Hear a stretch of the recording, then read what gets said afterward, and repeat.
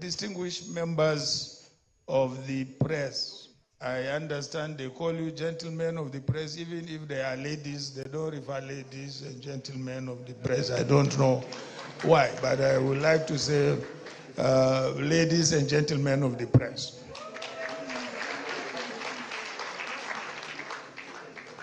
Before I deliver my speech, first of all, let me sincerely apologize for the delay in the start of this event.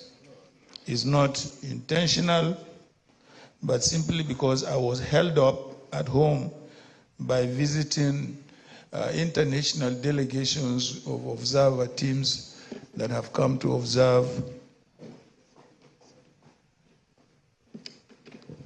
I am being asked to sit down. My view is that if I sit down, all these things will block my face.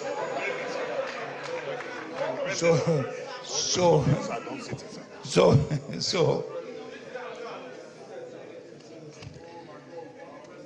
can you give the president a round of applause? Thank you very much. So, because of that, I ran late to this very, very important event this evening. And I hope, in spite of that, you will forgive me for running late, and hope we will have a very productive evening this evening. So, fellow Nigerians, it is with a heart full of sadness that I address you today. I have, in the last 3 decades, devoted my life to the battle to birth and deepen democracy in our country. It was a battle that started during the military era. It was a struggle that nearly cost me my life and that of my son, Adamu, who is seated here today in Kaduna, where 8 policemen were killed in their attempt to save our lives. I survived the assassination only by the mercies and grace of God. Following that attack, I was forced into exile.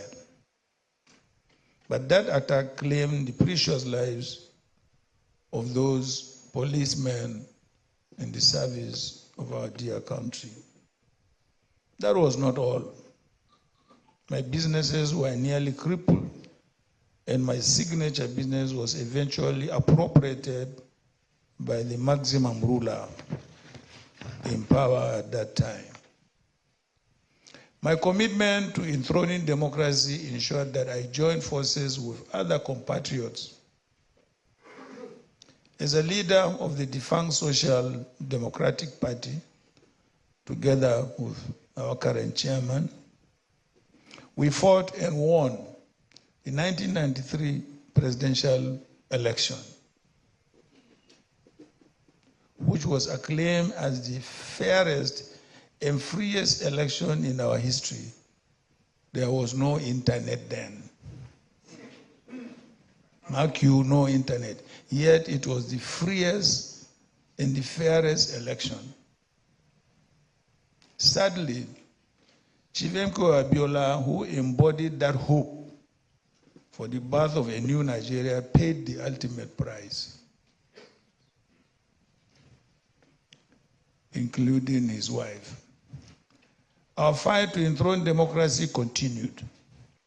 Indeed, the motivating factor for the birth of the People's Democratic Party was to force the exit of the military from government and their permanent return to the military barracks.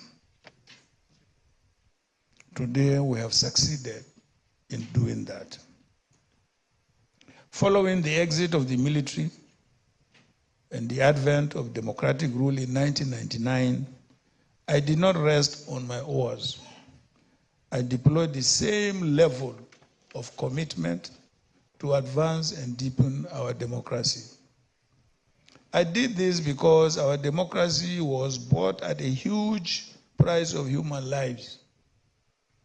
my mentor, and true Nigerian hero, who this venue in which we are gathered this evening is named for, was one of those who paid the ultimate price in that battle. Before my eyes, the military murdered him. So also was Chief Alfred Rewane, Chief MQ Abiola, and his dear wife, Chief Mrs. Kudrat Abiola, and many others.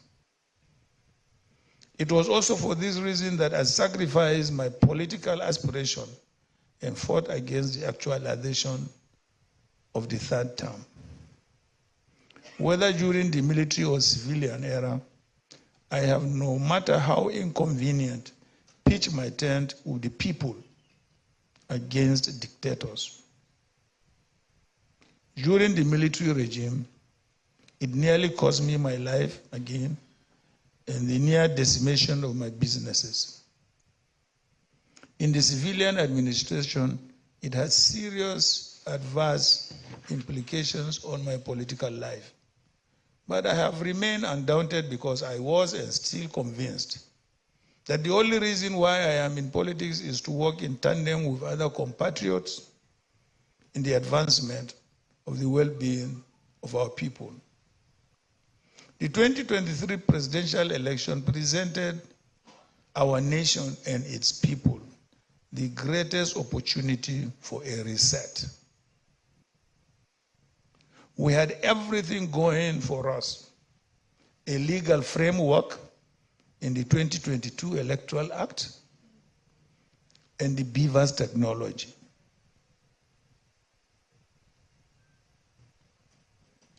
The enthusiasm of Nigerians to turn out and in large numbers was an added bonus. However, the dreams and aspirations of Nigerians who braved all the challenges to go and cast their votes on Saturday, 25th of February 2023, were shattered by the conduct of the Independent National Electoral Commission, which failed woefully to live up to expectations. The weekend election was neither free nor fair. Preliminary assessments indicate that it is the worst conducted election since the return to democratic rule. The manipulation and fraud that attended this election was unprecedented in the history of our nation. I can still not understand why the electoral umpire was in such a hurry to conclude collation and announcement of the results, given the number of complaints and irregularities of bypassing of the BVAS, failure of uploading to the IRV, and unprecedented cancellations and disfranchisement of millions of voters in breach of the Electoral Act and the Commission's own guidelines. It was indeed a rape of democracy. Having consulted with leaders of our party who are seated here with me, and Nigerians from different walks of life, I have come to the conclusion that the processes and outcome of the presidential and National Assembly elections of last Saturday was grossly flawed in every material particular, and as such must be challenged by all of us.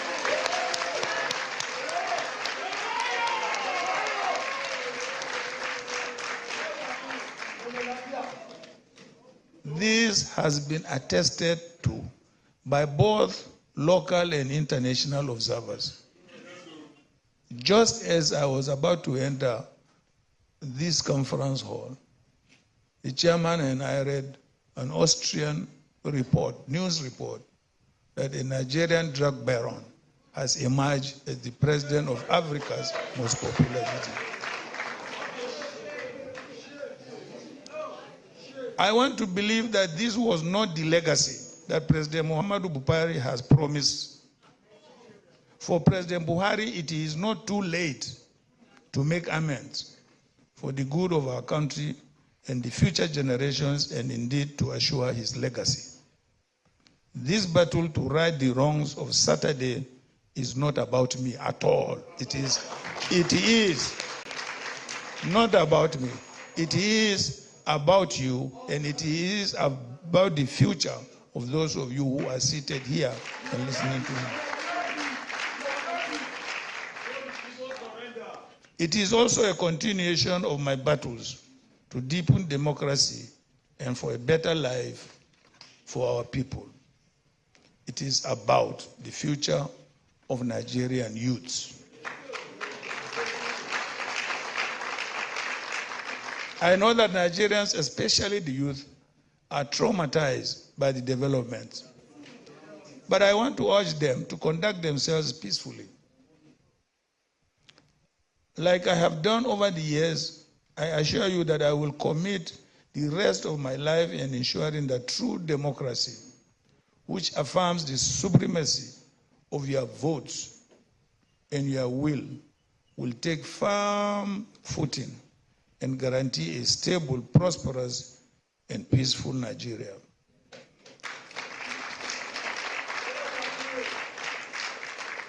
This is more so as Nigeria represents the hope of Africa and the black world. It is my hope that the judiciary will redeem itself this time around and rise to the society's expectation as the last hope of our people. In the end, who wins is not as important as the credibility of our elections and electoral processes.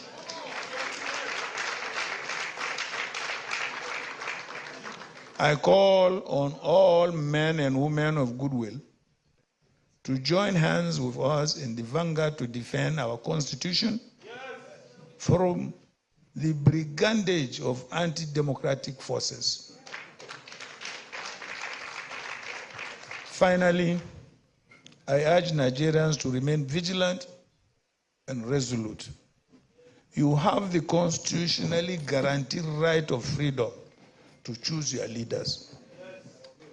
We will not, and I repeat, we will not sit idly by and watch your rights taken from you.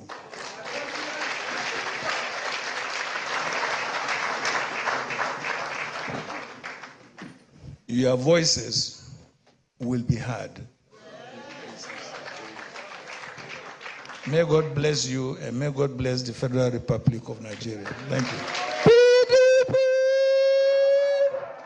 A round of applause for our president.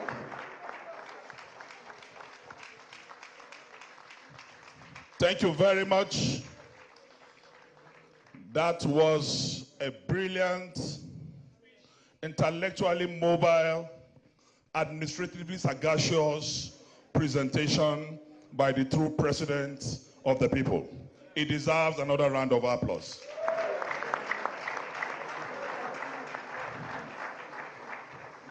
Very, very presidential indeed. His voice was not shaking. His presentation was stable. He deserves another round of applause. Thank you very much. We appreciate the presence of the former Vice President of the Federal Republic of Nigeria, Architect Nnamdi Sambo. We also have the performing governor of Akwa Ibom, who is here, Governor Udom Emmanuel. The project manager and ATM governor of Adamawa State, Amadou Fintiri. We have recognized already the irremovable national chairman of our party, Iyocha Ayu, the national secretary, the former president of the Nigerian Senate and the two-time governor of Kwara State, Senator Dr. Bukola Saraki, the former national chairman of our party, Prince Secondus. We have the deputy national chairman, North of our party, Ambassador Damagun. We also appreciate the former governor of Enugu State and our national chairman, Uwondo, we thank you.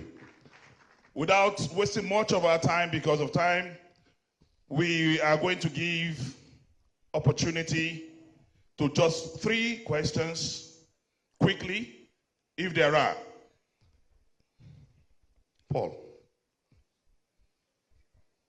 So we inviting Enoch, from African Report. Eniola, sorry. Please, straight, you can come here. Your name and your question.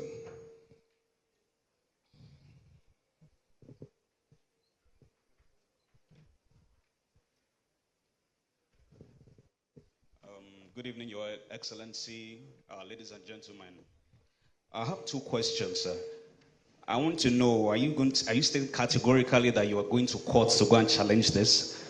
That's one. Secondly, Governor Keridolu said Asiwaju Bola Ahmed Tinubu had set up a reconciliation committee to reach out to you and Peter Obi and others.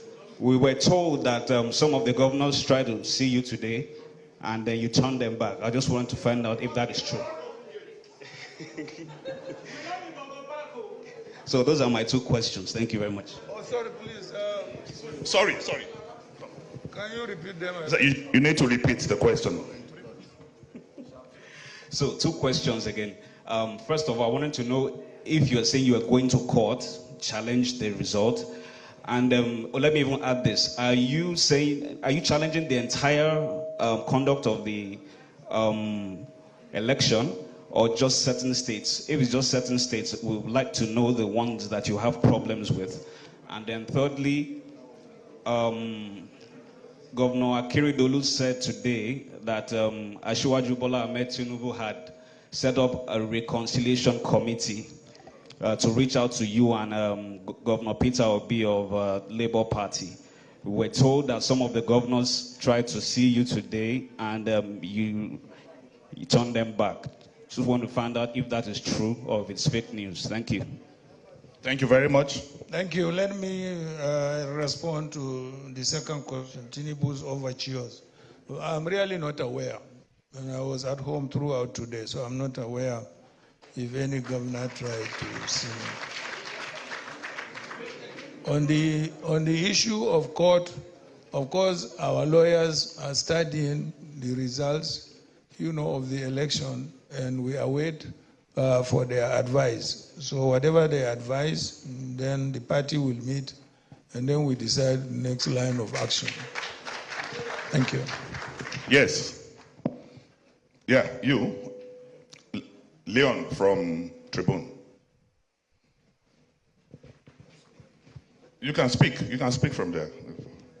Give him the mic, please. Thank you very much. Your Excellency, sir, the performance of the presidential candidate of the Labour Party, Peter Obi, would appear to confirm earlier permutation that he would draw votes from you. Looking at the outcome of the election with the benefit of hindsight, do you regret the fact that you could not work together under a single platform?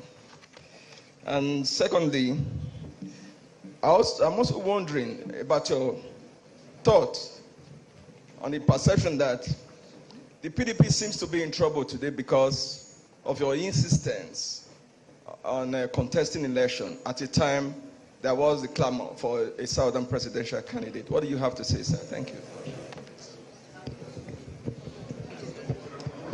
We're taking the very last question. Yes.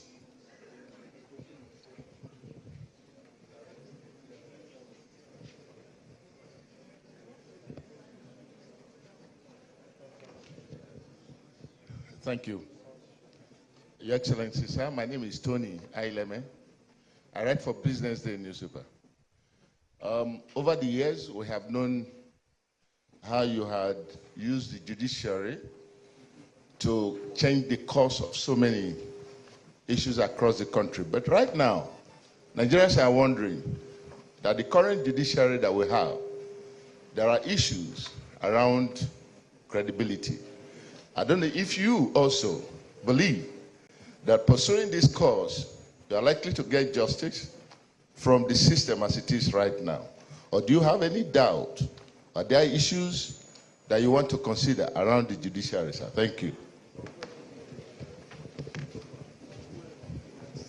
Thank you. That's the end of the question series. Now we will call on the presidential candidate to respond accordingly. Thank you.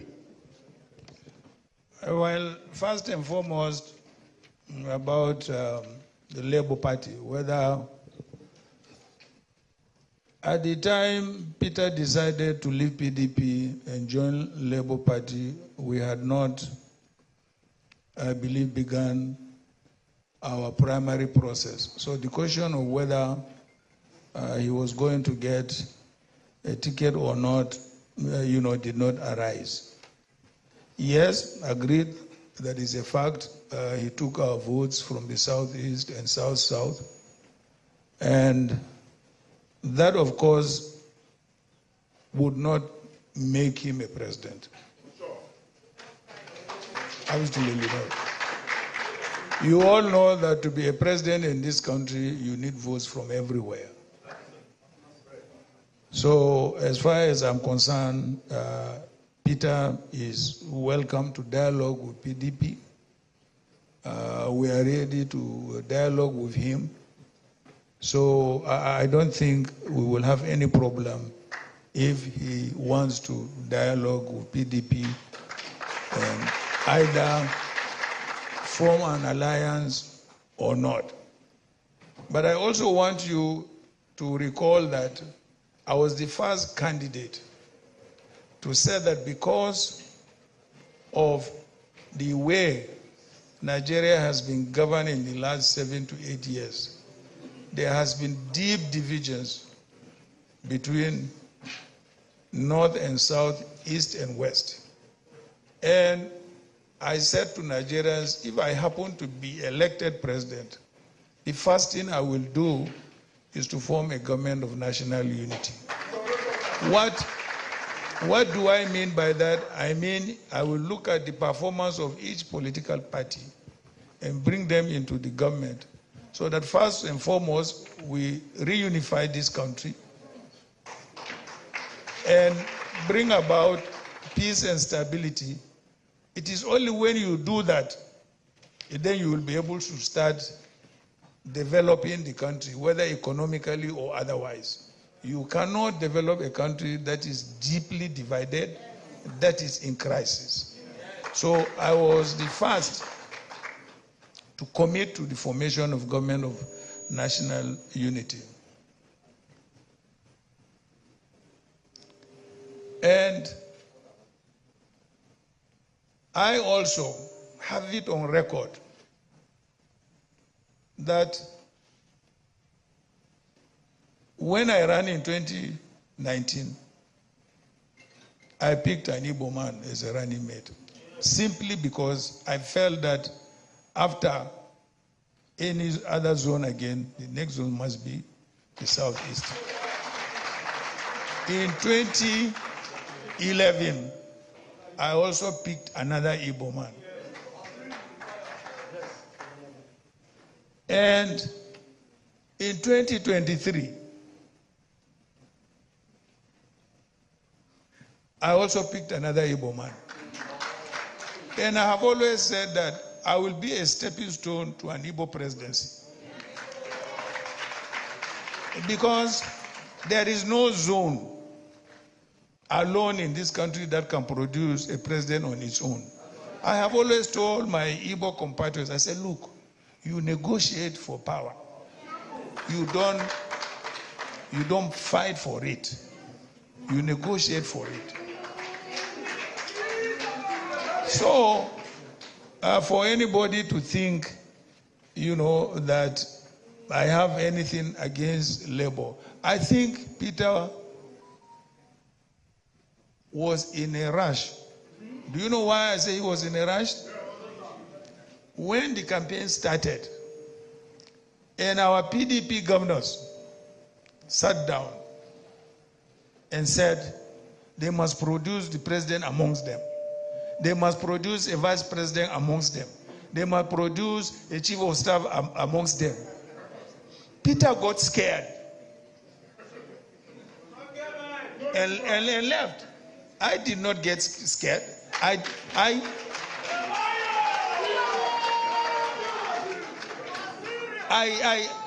stood up against the governors. When we formed this PDP, some of them perhaps were in secondary school or university. So why should I be afraid? So I stood up and I fought them. They fought me, yes, and I fought them. And I won the primaries.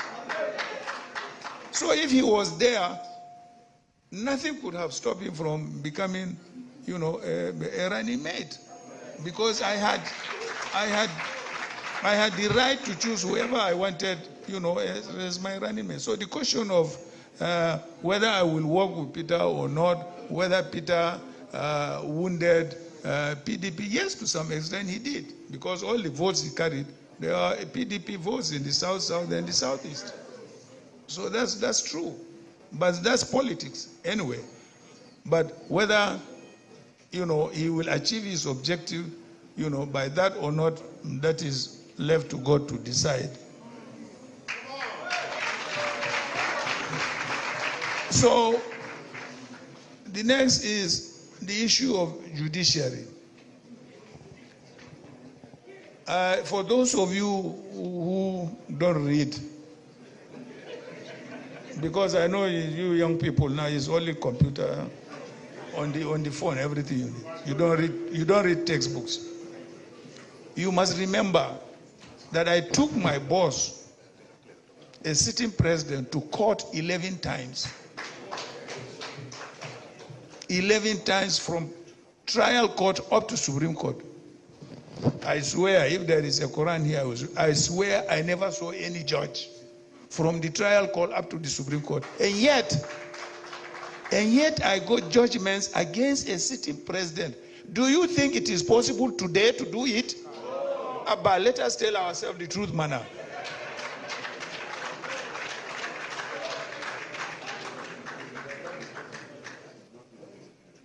"11 times from trial court up to Supreme Court. Wallahi, I never saw a single judge. I got judgment at the trial court, I got judgment at the appeal court, and I got judgment at the Supreme Court. That's why I said, how will I do this? That's why I decided to publish a book called Landmark Constitutional Cases, the Atiku Abubakar cases, for those constitutional law students. So, I cannot say whether it is the same judiciary or not until I test them.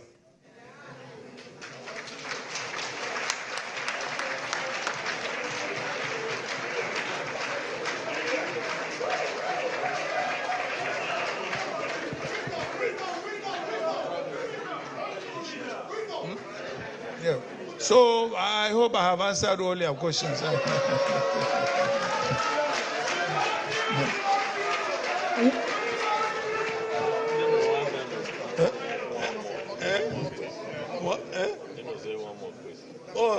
Dino has already overruled me. He said one more question. Is that true? Yes, sir. They're directed for 2 more questions because you're a Democrat and you want to make sure everything is exhausted. So I've been directed to take 2 more questions for you, if any. If he has addressed what you want to ask, there's no need, please.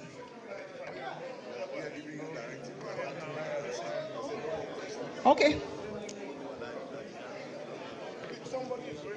Just one, last one.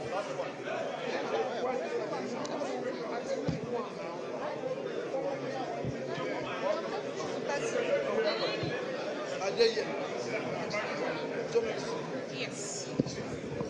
Okay, this one will be the last one indeed. A very good evening, Your Excellency. All protocols duly observed. My name is Atinuke Tokuranuke from Silverbird News 24. You spoke about the judiciary, comparing it as before. So what if you seek redress and at the end of the day you're not given fair judgment? What next would you do? Like I said, that's the last question. Your Excellency, sir. Well, what can I do if I don't get if I don't get a favorable judgment at the apex court? You know, I appeal to God. That's a good one. PDP! Power to the people. To this great phenomenon, great Democrat, Nigeria, please a round of applause for the people's president, the president of the Federal Republic of Nigeria. While we're doing this national anthem, please, as we bring this to a close.